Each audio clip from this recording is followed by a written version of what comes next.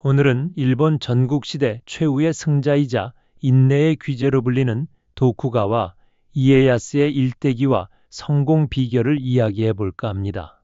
일본 사람들은 새의 영웅을 이렇게 평가했습니다.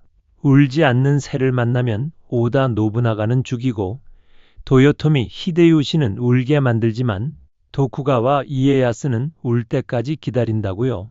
그리고 노부나가가 떡을 반죽하고 히데요시가 빚은 떡을 이에야스가 앉은 채로 먹었다는 평가도 있죠. 이처럼 기다림의 미학으로 천하를 거머쥔 이에야스의 인생은 처절한 생존 그 자체였습니다. 도쿠가와 이에야스는 1543년 1월 미카와국 오카자키성에서 태어났습니다. 본명은 마츠다이라 타케치오였죠. 아버지 마츠다이라 히로타다는 겨우 17살, 어머니 오다이는 15살에 불과한 젊은 부부였습니다. 당시 마츠다이라 가문은 동쪽의 이마가 와문과 서쪽의 오다 가문 사이에 낀 약소한 세력이었습니다. 그것도 할아버지와 아버지가 모두 가신에게 암살당하는 불운을 겪으며 더욱 위축된 상태였죠. 그래서 타케치오의 인생은 태어나자마자 처절했습니다. 겨우 2살 때 외할아버지 미즈노 다다마사가 세상을 떠나고 외삼촌이 오다 가문과 손을 잡았습니다. 이에 아버지 히로타다는 가신들의 압박으로 아내 오다이를 친정으로 돌려보내야 했죠. 어린 타케치오는 엄마와 생이별을 해야 했습니다. 이것이 첫 번째 비극이었습니다. 더 큰 시련은 6살 때 찾아왔습니다. 오다 가문의 침략을 받던 히로타다는 이마가와 요시모토에게 군사적 원조를 요청했는데 요시모토는 타케치오를 인질로 보낼 것을 요구했습니다. 가신들이 반대했지만 히로타다는 이를 받아들였죠. 그런데 이 소식을 들은 오다 노부히데가 타케치오를 납치해버렸습니다.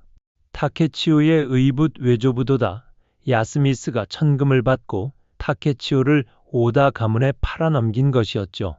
노부히데는 인질로 삼은 타케치오를 내세워 히로타다에게 항복을 요구했습니다. 그러나 히로타다는 강경하게 거절했습니다. 자신의 아들보다 가문이 먼저였던 것이죠. 오다 가문은 타케치오를 나고야의 반쇼지에 가뒀지만 의외로 대접은 관대했다고 합니다. 타케치오는 오와리에서 2년간 인질 생활을 했습니다. 그러던 중 1549년 아버지 히로타다가 가신에게 살해당하는 일이 발생했습니다. 겨우 23세 나이였죠.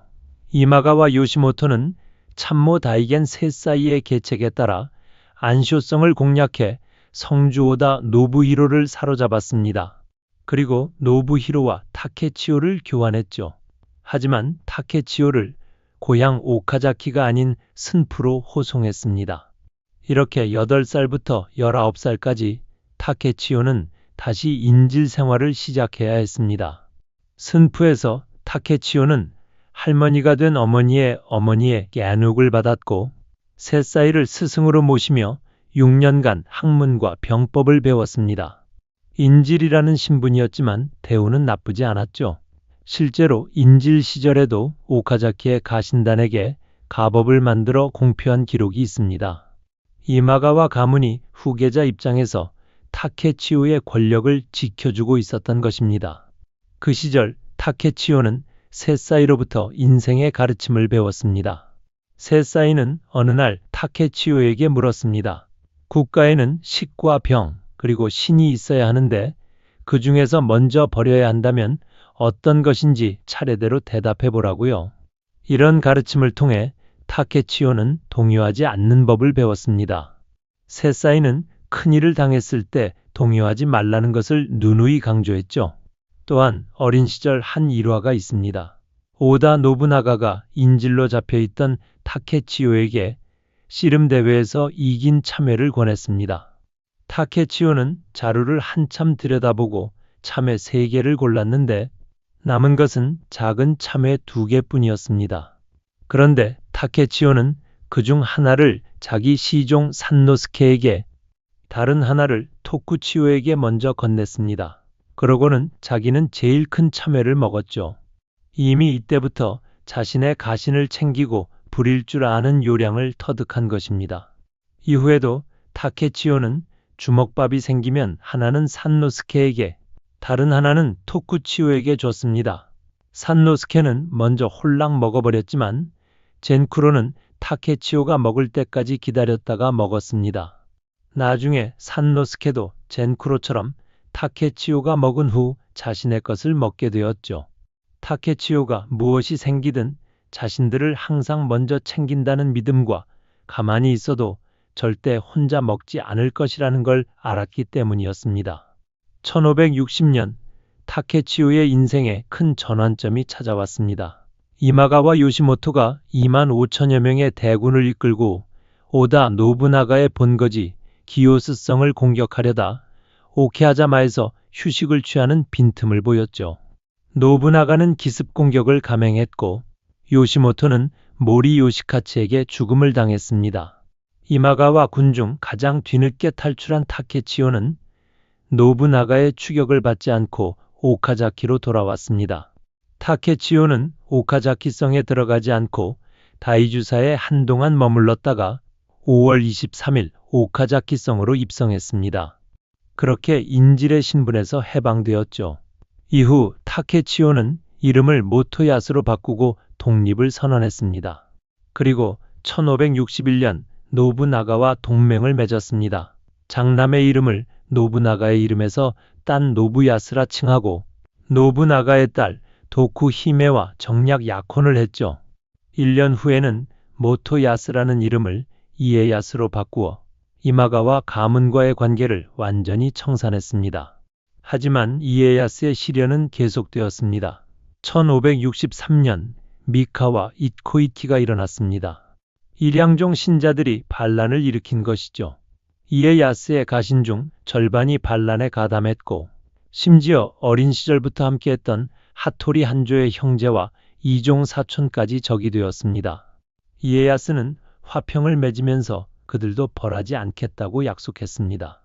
하지만 화평이 맺어지고 정리가 되자 바로 약속을 깨고 영내에서 일양종을 금지했죠. 이것이 1583년까지 지속되었습니다. 그리고 1572년 이에야스에게 최대의 시련이 찾아왔습니다. 다케다 신겐이 3만 명의 대군을 이끌고 침공해 온 것입니다. 미카타가하라 전투에서 이에야스는 참담한 패배를 당했습니다. 말 위에서 똥을 지릴 정도로 혼쭐이 난 이에야스는 직후 자신의 모습을 그리게 해두고 반성했다고 합니다. 이에야스는 거성 하마마츠성으로 도망쳐 농성했죠. 이 위기는 다케다 신겐의 갑작스러운 병사와 전 다케다군의 철군으로 면할 수 있었습니다. 이에야스는 인내했습니다. 그리고 1575년 나가시노 전투에서 오다 노부나가와 연합해 다케다 카치요리를 대파했습니다. 오다 도쿠가와 연합군은 6,000명에 가까운 전사자를 내면서도 다케다군을 격퇴했죠. 1582년 이에야스는 호조 가문을 포섭해 오다 도쿠가와 호조가 동시에 카이국을 공격했고 다케다 가문은 멸망했습니다. 이렇게 이에야스는 옛 주군이자 원수였던 이마가와의 영지를 전부 자신이 다스리게 되었습니다. 하지만 이 시기 이에야스에게 가장 큰 고통이 찾아왔습니다. 바로 아내와 장남을 죽여야 하는 일이었죠. 며느리 도쿠히메는 노부나가의 딸이었고 아내 츠키야마도노는 이마가와 요시모토의 조카딸이었습니다. 시어머니 츠키야마도노는 자신의 친정인 이마가와 가문을 몰락시킨 장본인의 딸인 도쿠히메를 못마땅하게 여겼습니다. 고부 갈등이 심각해졌죠. 급기야 도쿠히메는 친정에 편지를 보냈습니다. 남편 노부야스의 비행과 츠키야마도노가 다케다 가문과 손을 잡았다는 내용을 썼죠. 이에야스의 중신 사카이 타다츠구가 해명하러 갔지만 노부야스를 변호하기는커녕 편지의 내용을 인정했습니다. 노부나가는 이에야스에게 노부야스를 할복시킬 것을 요구했죠. 도쿠가와 가문 내에서는 가문의 적자를 자결케 하는 것에 대해 반대의 목소리가 높았습니다. 노부야스의 보좌를 맡고 있던 히라이와 지카요시는 자신의 목을 대신 노부나가에게 바치고 노부야스의 목숨을 구명할 것을 제안하기도 했습니다. 심지어 노부나가와의 동맹을 파기할 것을 주장하는 가신도 있었죠. 하지만 이에야스는 결단을 내렸습니다. 노부나가를 거스르기엔 아직 때가 아니었던 것입니다. 1579년 8월 29일 츠키야 마도노가 후타마타성으로 호송되던 도중 사나루 호수 인근의 논두렁에서 도쿠가와 가문의 가신에게 살해되었습니다. 그리고 9월 15일 노부야스는 할복 명령을 받았죠. 영문을 모르는 노부야스는 돌아앉은 아버지를 눈물로 부르면서 자기 배를 갈랐습니다. 겨우 21살이었습니다. 이에야스는 지독한 괴로움 속에 참고 또 참아야 했죠. 훗날의 때를 기다리기 위해 장남과 아내까지 희생시킨 것입니다. 끈질긴 인내의 삶이었습니다. 1582년 6월 혼노지의 변이 일어났습니다. 오다 노부나가가 아케치 미스히데의 배반으로 궁지에 몰려 할복했죠. 노부나가와 같이 초청받았던 이에야스는 서둘러 미카와로 탈출해야 했습니다. 이 과정에서 이가국 닌자 출신인 하토리 한조와 교토의 대상인 자야 시로지로의 도움을 받았습니다. 자야 시로지로는 이에야스에게 혼노지의 변을 처음으로 알렸고 하토리는 코카의 다라오 등 다른 닌자들과 힘을 합쳐 이에야스를 이세국의 시로코 해변까지 경호했죠. 노부나가의 죽음은 이에야스에게 기회였습니다. 이에야스는 동요하고 있던 옛 다케다의 영지를 재빠르게 점령했습니다. 그렇게 5개 국 138만 석에 달하는 판도를 가진 큰 영주로 성장했죠. 만약 히데요시가 서부 일본을 제압한다면 나는 동부 일본의 패권을 잡겠다는 것이 노부나가 사후 천하로 눈을 돌린 이에야스의 생각이었습니다. 그러나 히데요시의 약진이 더 빨랐습니다. 히데요시는 미스히데를 토벌한 지 보름도 지나기 전에 중신들을 소집해 노부나가의 어린 손자를 후계자로 앉혔죠. 이에야스는 노부나가의 차남 노부카츠를 지지했습니다. 1584년 고마키 나가쿠테 전투에서 이에야스는 히데요시군을 대파했습니다. 하지만 히데요시는 전술면에서는 패배했지만 정략에 능했습니다. 히데요시는 오다 노부카츠와 화친함으로써 이에야스가 전투를 계속할 명분을 끊었죠. 도쿠가와 가문의 고참가신 이시카와 카즈마사를 배반시키는 등의 방법으로 이에야스를 압박했습니다. 이에야스는 판단했습니다. 시바타 카치예를 숙청하고 오다 가문 세력을 흡수한 것도 모자라 오사카 교토를 장악해 천하인이 되기 직전에 가까운 히데요시를 지금은 이길 수 없다고요. 결국 이에야스는 히데요시의 권위에 굴복하고 1586년 히데요시의 거성 오사카성에 입주했습니다. 이때 이에야스는 차남 오기마루를 히데요시의 양자로 보냈고 히데요시는 이부동생 아사히 히메를 이에야스의 정실로 보냈습니다. 그것도 모자라 히데요시는 신뢰의 증표로 자신의 친모까지 함께 보냈죠. 사실상의 종속관계를 구축한 것입니다. 심지어 히데요시가 이에야스를 참례하러 상경할 때 이에야스의 가신들이 히데요시의 어머니 저택에 기름을 먹인 장작을 잔뜩 쌓아놓고 보초까지 세워가며 이에야스가 죽을 경우 곧바로 불을 지를 수 있게 준비해 놓았습니다. 이쯤 되면 히데요시가 제발 상경해달라고 애걸복걸한 꼴이었죠. 이후 이에야스는 히데요시의 2인자로서 안정적인 지위를 유지했습니다. 그리고 1590년 히데요시는 이에야스를 관동으로 전봉시켰습니다. 미카와 스루가 도토미를 영지로 두고 있던 이에야스를 후오조시의 영지로 옮긴 것이죠. 일각에서는 견제로 보기도 하지만 이에야스는 관동에서 영지 경영에 성공했습니다. 1592년 히데요시는 조선을 침략해 임진왜란을 일으켰습니다. 도쿠가와 이에야스와 다테 마사무네, 고니시 유키나가, 시마즈 요시히로 등 상당수의 다이묘들이 조선으로 군사를 내는 것에 반대했지만 히데요시는 여러 다이묘들의 반대를 무릅쓰고 출진을 강행했습니다. 이에야스는 풍토병과 황무지 개간 및 지배지역의 치안 문제 등 갖은 변명을 둘러댔습니다. 관동 일대의 반란 진압 및 관동 경영을 핑계로 참전 규모를 최소화하고 일부만 전진기지인 히젠 나고야성에 주둔시키는 선에서 멈춰버렸죠. 히데요시로서는 이에야스의 적극적인 지원이 절실했으나 이에야스의 세력은 히데요시와 마에다 토시이에에 맞먹을 정도로 상당했고 히데요시의 세력은 한반도에서 지속적으로 소모되고 있었기에 이에야스의 참전을 강제할 수 없었습니다. 결국 히데요시는 이에야스의 군사적 지원을 포기해야만 했죠. 이에야스는 오로지 영토의 경영에만 전력을 기울였습니다. 히데요시가 임진왜란으로 인해 역량을 크게 손상하면서 이에야스의 선견지명은 제대로 들어맞게 되었습니다. 이에야스는 자신의 군대를 온전히 보존시킨 것입니다. 1598년 8월 히데요시가 병으로 세상을 떠났습니다. 히데요시는 병이 악화되자 특별히 도쿠가와 이에야스와 마에다 토시이에의 두 사람에게 뒷일을 부탁했습니다. 이에야스는 유명에 따라 후시미에 있으면서 정치 전반을 살폈고 토시이에는 오사카에 있으면서 히데요시의 아들 히데요리를 보좌했죠. 이에야스는 드디어 기회를 잡았습니다. 그는 오대로의 필두였고 히데요시 사후부터 주요 다이묘들과 혼인을 통해 은밀히 결속을 다져둔 상황이었습니다. 도요토미 가문의 가신 중 행정관료 중심의 문치파와 임진왜란 참전 무장 중심의 무장파 간의 대립이 발생했습니다. 이에야스는 중재자의 입장에 서서 무장파 측을 회유하고 문치파 측의 실권을 회수하는 움직임을 통해 자신의 세를 더욱 공고히 했죠. 문치파의 중심에 있던 이시다 미스나리가 이에야스의 움직임을 가장 경계했습니다.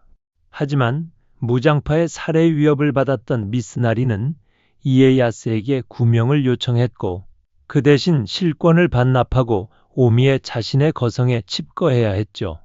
이에야스는 죄가 너무 커서 언젠가 처형시킬 미스나리를 미끼로 던져넣고 이를 믿고 자신에게 반기를 드는 다이묘들을 색출하기 위해 미스나리를 보호한 것입니다.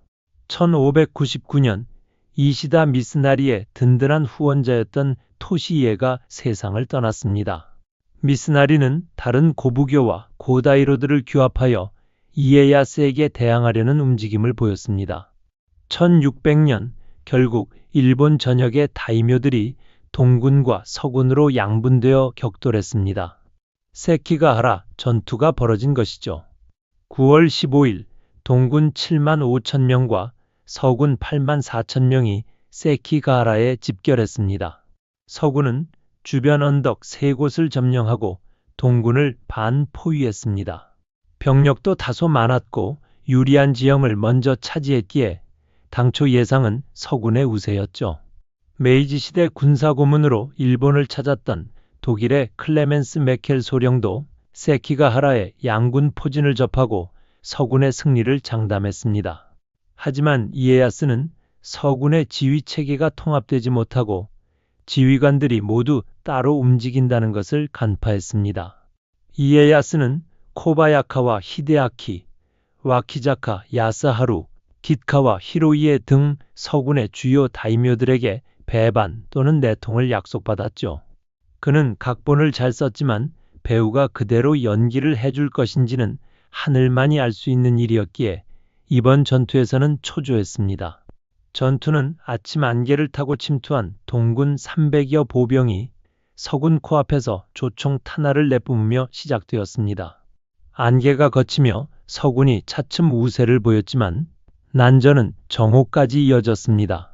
이에야스는 갈수록 밀리는 전황에도 전혀 흔들리지 않았죠.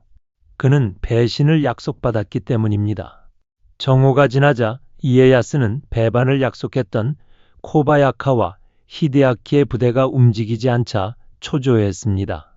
결국 마츠오산을 향해 위협 사격을 가하라고 명령했고 이에 히데아키는 서군을 배신하고 동군의 편에 섰습니다. 히데아키가 이끈 15,000명의 병력은 그대로 오타니 요시츠구 군을 향해 진격했죠. 형세를 관망하던 다른 다이묘들도 배반에 합세하며 전세는 동군 측으로 기울었습니다. 미스나리가 애타게 기다린 구원군은 끝내 움직이지 않았습니다. 서군의 총대장으로 추대된 모리데르모토는 병사들에게 도시락을 먹여야 한다며 성에 웅크려 지켜봤을 뿐이죠. 결국 군세와 지형에서 유리했던 서군은 배반과 방관으로 참패했습니다. 개전 6시간 만에 싱겁게 끝난 것입니다. 50여 년 동안 포로와 인질 생활을 하고 자신의 본처와 장남까지 죽여야 했으며 이제야 천하를 얻을 기회를 포착한 이에야스는 마침내 승리했습니다. 동군은 병력의 5%를 잃은 반면 서군은 절반이 죽거나 다쳤죠. 미스나리는 탈주 중에 생포되어 처형되었고 서군 측에 가담한 다이묘들은 영지를 대거 몰수당했습니다. 이에야스는 서군으로 참전한 모든 이들을 자신의 적으로 간주해 3명의 핵심 다이묘를 참수하고 나머지 대부분의 영지를 깎았습니다. 이렇게 처음부터 누가 자신에게 반기를 들 것인지 미리 파악한 후 에도 막부를 창업한 것입니다. 승리의 주역이자 새로운 권력의 중추로 부상한 이는 이에야스였습니다. 1603년 2월 이에야스는 고요제이 천황으로부터 세이타이 쇼군에 임명되고 우대신으로 승진했습니다. 도쿠가와 막부는 이때부터 시작되었는데 실로 이에야스가 62세 때였죠. 도쿠가와 막부를 에도에 개설한 이에야스는 실질적으로 권력을 장악했습니다. 1605년 이에야스는 도요토미 히데요리를 비롯한 도요토미씨의 위협 세력이 남아있는 상황에서 쇼군의 지위를 안정적으로 굳히고자 쇼군 직위를 삼남 히데타다에게 계승하게 했습니다. 명목상으로는 은거했지만 곧 스스로를 오고쇼라고 지칭하면서 에도의 히데타다와 함께 이중 정치를 이끌었죠. 이에야스는 사망할 때까지 승푸에서 9년간 각양각층의 측근들을 만나며 조언을 구했고 이를 바탕으로 새로운 통치기구들을 만들어냈습니다. 하지만 막부에게는 세키가하라 전투에서 패배하여 낭인이 된 세력이 히데요리를 구심점으로 삼아 다시금 항쟁을 일으킬 수 있다는 점이 여전히 불안 요소로 남아 있었습니다. 게다가 히데요시가 남긴 난공불락의 오사카 성과 막대한 양의 금은 보화는 반도쿠가와 세력의 결집을 실현시키기에 충분했죠. 1611년 교토의 니조어성에서 히데요리를 접견한 이에야스는 훌륭하게 성장한 그의 모습을 보고 도요토미 정권을 괴멸시키지 않으면 안 된다고 결심했습니다. 이에야스는 히데요시의 명복을 빌기 위한 호코지의 재건을 히데요리에게 권유했습니다. 그리고는 재건한 절의 범종에 새겨진 국가안강 군신풍락이라는 글귀가 이에야스를 쪼개면 나라가 평안하다. 그리고 도요토미가 군주가 되니 즐겁다는 저주를 퍼부은 것이라고 트집을 잡았죠. 이에야스는 도요토미 가문 측에게 인질 파견 혹은 영지 교체를 요구했습니다. 1614년 오사카 겨울에 진이 시작되었습니다. 강화 교섭이 진행되었고 본성을 제외한 둘째 성곽과 셋째 성곽을 철거하고 바깥 해자를 메우는 조건으로 합의에 이르렀습니다. 이에야스는 공사를 도와준다는 명목으로 가신들에게 철거를 명령하여 이를 철저히 시행했죠. 영지로 돌아가는 도중에도 몇 번이나 진척을 확인했습니다. 1615년 오사카 여름의 진에서 결국 도요토미 가문은 멸망했습니다. 히데요리와 그의 생모 요도기미가 죽으면서 히데요시의 가문은 역사에서 사라졌죠. 이렇게 이에야스는 진정한 의미의 천하 통일을 이룬 것입니다. 1616년 4월 17일 이에야스는 74세의 나이로 승푸성에서 세상을 떠났습니다. 그의 유언집에는 성공 리더십의 핵심 내용이 담겨 있습니다. 인생은 무거운 짐을 지고 먼 길을 가는 것과 같으니 서둘러서는 안 된다는 것이 그의 철학이었죠. 이에야스의 성공 비결은 무엇이었을까요? 첫째는 기다림의 미학이었습니다. 울지 않는 새를 만나면 울 때까지 기다린다는 그의 철학은 50여 년의 인내심으로 증명되었습니다. 둘째는 처절한 생존 본능이었습니다. 어린 시절부터 이마가와와 오다 가문의 인질 생활을 하며 눈치와 처세술을 배웠죠. 셋째는 냉혹한 결단력이었습니다.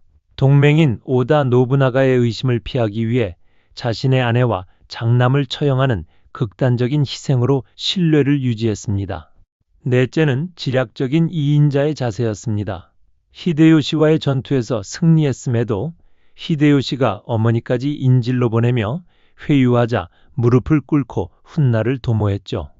다섯째는 결정적 순간의 승부수였습니다. 히데요시가 임진왜란으로 전력을 낭비할 때 참전 핑계를 대며 힘을 비축하고 히데요시 사후 세키가하라 전투에서 승리하며 에도 막부를 개창했습니다. 이에야스가 열었던 에도 막부는 이후 15대 쇼군 도쿠가와 요시노부가 1867년 메이지 유신으로 왕실의 정권을 넘길 때까지 264년간 지속되었습니다.